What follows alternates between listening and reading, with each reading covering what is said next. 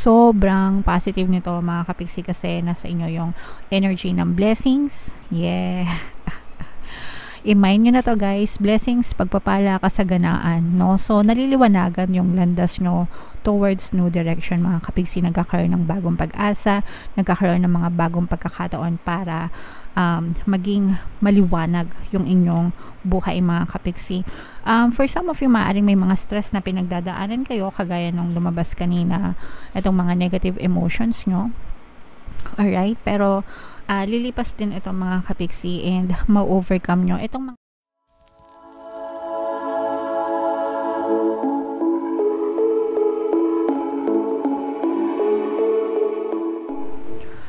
Hello guys, hello Aries, welcome back to Pinay Pixie Tarot. Ang pamagat ng ating episode for tonight is mid-November kapalaran para ngayong November 16 to 30 para sa Aries, Sun, Moon, Rising Sign, and Venus.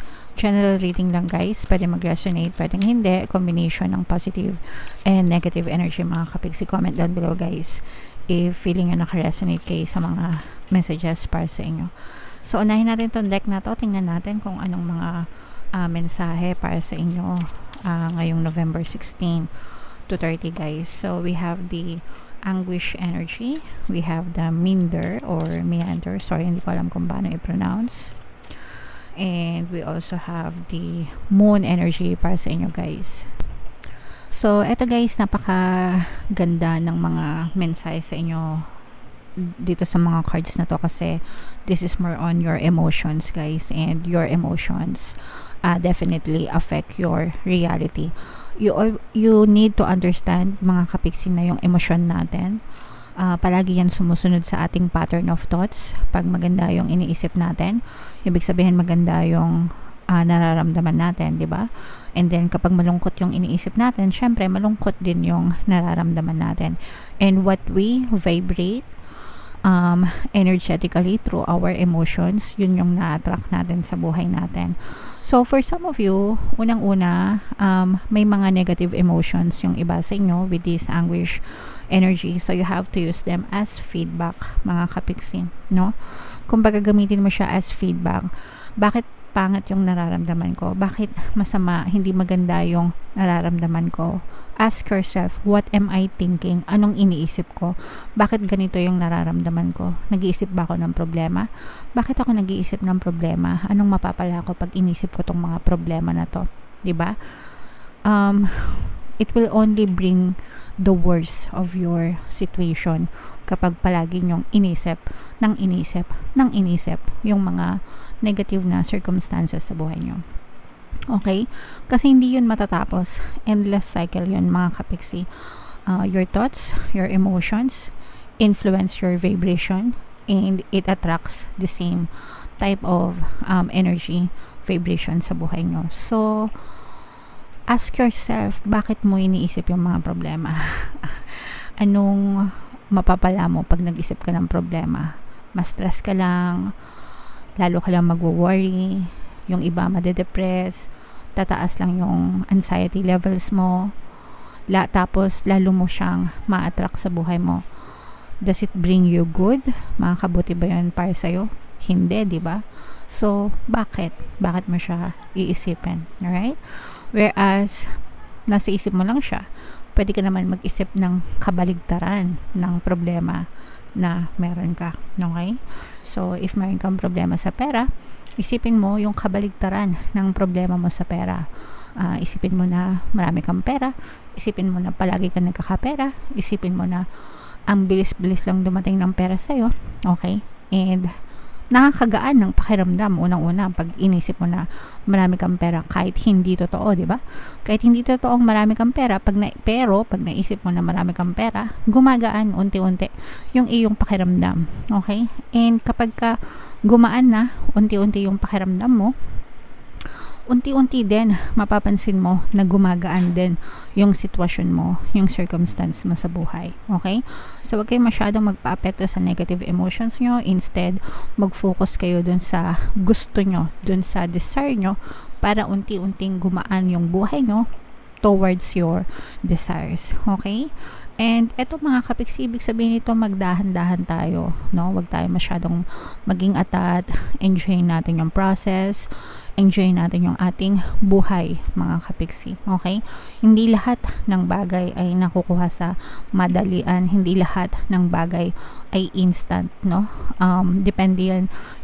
There are things that you can manifest fast in your life kapag wala kang resistances. But if you have a lot of resistances and blocks, kailangan mong mas mahabang oras at panahon to remove yung mga negative stories mo and replace it with old ones, with new ones. Okay? So, take your time. Habaan yung pasensya. Alright? And enjoy nyo lang, knowing and understanding na it will soon come to you. Basta mag-persist ka. Okay? Yung iba nababasa ko, manifest, walang nakikitang resulta, negative pa rin, so nagpakanega na lang. No? Mahirap magpakanega, mahirap magpaka-positive. So choose mo kung anong hirap yung gusto mo, 'di ba? Parehas mahirap 'yan. Mahirap magpaka-negative, mahirap magpaka-positive. Parehas mahirap. Okay? So anong mahirap ang pipiliin mo? Yung mahirap na negative o yung mahirap na positive? Syempre doon ka na sa mahirap na positive kasi magkakaroon siya ng positibong resulta basta mag-persist ka. Unlike sa negative, mahirap na yung negative pero hindi naman magbabago yung story mo, negative pa rin, diba? So choose wisely, mga kapiksi. Alright? Okay. So comment down below, Aries, if naka-resonate kayo dyan sa mga messages para sa inyo. Tingnan natin yung ganap sa inyo ngayong November 16 to 30 gamit itong deck na to. Shuffle ko to, guys. Habang sinashuffle ko to, panoorin nyo muna tong video natin regarding sa ating paano mag-manifest ng abundance video course. Kapiksi, sawa ka na ba sa mga struggles at hirap sa buhay mo? Masipag ka ba at masikap sa buhay ngunit hindi ka pa rin umaasenso? Ilang beses ka na bang nag-attempt magnegosyo at mag-invest pero palagi ka pa rin nalulugi? Sa pagkakataon na ito ay maaaring may subconscious beliefs ka na nagiging balakid sa iyong pag-unlad at pagyaman. Introducing, paano mag-manifest ng abundance video course. Dito ay matututunan mong ma-overcome ang mga balakid mo para tuluyan ka ng umunlad, umasenso, sumagana, maging matagumpay, successful at maswerte sa iyong kabuhayan, pera, trabaho, negosyo, salapi at kaperahan ng bonggang-bongga.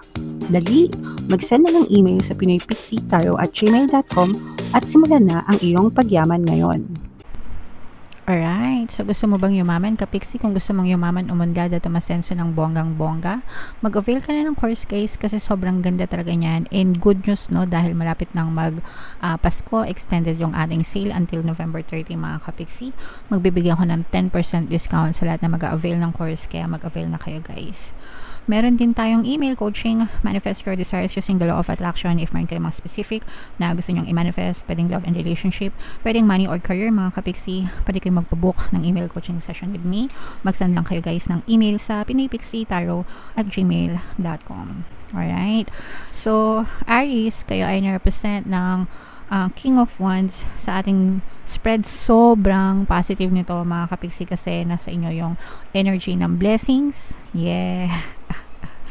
I-mind nyo na to, guys. Blessings, pagpapala, kasaganaan, no? So, naliliwanagan yung landas nyo towards new direction, mga kapiksi. Nagkakaroon ng bagong pag-asa, nagkakaroon ng mga bagong pagkakataon para maging maliwanag yung inyong buhay, mga kapiksi. For some of you, maaaring may mga stress na pinagdadaanan kayo, kagaya nung lumabas kanina, itong mga negative emotions nyo.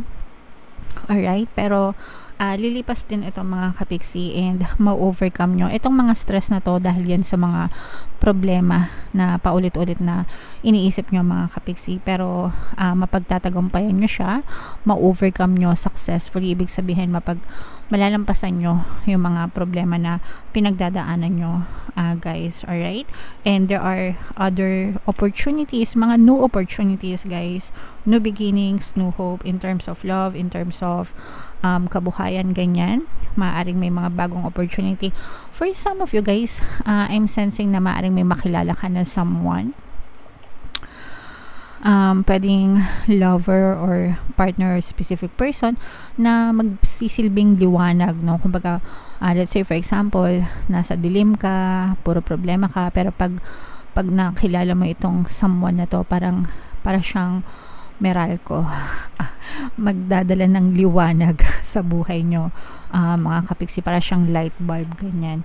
So parang meron siyang kaliwanagan na taglay para sa inyo, and parang siya yung magiging daan, no, para maging positive ka, mabuhayan ka ng loob, no, ma-inspire ka, ma-motivate ka. Malaking factor siya, mga kapiksi, para magbago yung takbo ng iyong pag-iisip, no. Hindi ka na ma-stress, or mababawasan na yung mga stress mo in pag-iisip mo ng mga problema. Kasi yung iba sa inyo, guys, parang feeling ko may mga taong tumutulong sa inyo, pero they can only give you so much advice, pero ikaw pa rin yung nasusunod, no. So parang hindi mo pa rin sinusunod yung mga payo nila. Naririnig mo sila, yes, but at the end of the day, ikaw pa rin yung magdadala ng buhay mo. Ikaw pa rin yung magde-decisions. And yung iba sa inyo, parang naririnig nyo sila, pero hindi nyo sila pinapakinggan, hindi nyo sila sinusunod. Yung iba sa inyo, parang nalululun pa rin kayo sa pagiging overthinker, mga kapiksi. So you have to change that. Kailangan yung baguhin. Kung nakakapag-overthink kayo negatively, mga kapiksi, pwede rin kayo mag-overthink positively, guys. Okay? Para alam nyo yun, malampasan nyo yung mga problema nyo. For some of you guys, no, yeah, you have to be patient, guys, kasi yung mga problema nyo, malulutasan talaga yan, especially if meron kayong mga news, information, balita na inaantay mula sa himpapawid. Baka kasi yung iba sa inyo nag-aantay ng mga application nila abroad, mga visa, mga approval ng mga documents, ganyan, na parang ang tagal-tagal nakapending, mga job orders from ibang bansa. May kinalaman sa paglipad, mga kapiksi, no. Kailangan yung habaan yung pasensya nyo, kasi nagkakaroon pa siya ng block somewhere. So ibig sabihin, parang nagkakaroon ng delay sa mga approval, yung paper baka nakabakasyon, baka yung nagre-review absent, baka may sakit, ganyan. So you just have to persist, mga kapiksi, na lalabas din yung mga approval nyo, lalabas din yung mga magagandang balita na inaantay nyo, and eventually, guys, dadating din yan sa inyo. So kailangan nyong matutong magkaroon ng mahabang pasensya, kagaya nung sabi ko sa inyo kanina, wag kayo masyadong maging atat, no. Enjoy nyo lang, and know and understand na mapapasa inyo din yan basta mag-persist kayo, mga kapiksi. Alright? Okay, so yeah, comment down below, Aries, if naka-resonate kayo dito sa mga messages para sa inyo, guys. Ito yung mga pinapamind ko sa inyo. Ito mga blessings na to, no, mind blessings. Yung iba sa inyo pala, guys, if meron kayong mga sakit or karamdaman na iniinda, maaari na rin kayong makarecover. Pero pagdating sa health issues or health problems, guys, palaging kumonsulta sa mga manggagamot, sa mga doktor, para talagang mabigyan kayo ng karampatang lunas. Okay? Alright, so comment down below if naka-resonate kayo, Aries. Ito yung ating 2024 money kapalaran. Kung hindi nyo pa napapanood, guys, panoorin nyo na. Super nice, super ganda. And ito naman yung ating success stories ng paano mag-manifest ng abundance video course. Thank you for liking, sharing, and subscribing, guys, and see you again next time. I love you all. Have a nice day. Bye-bye.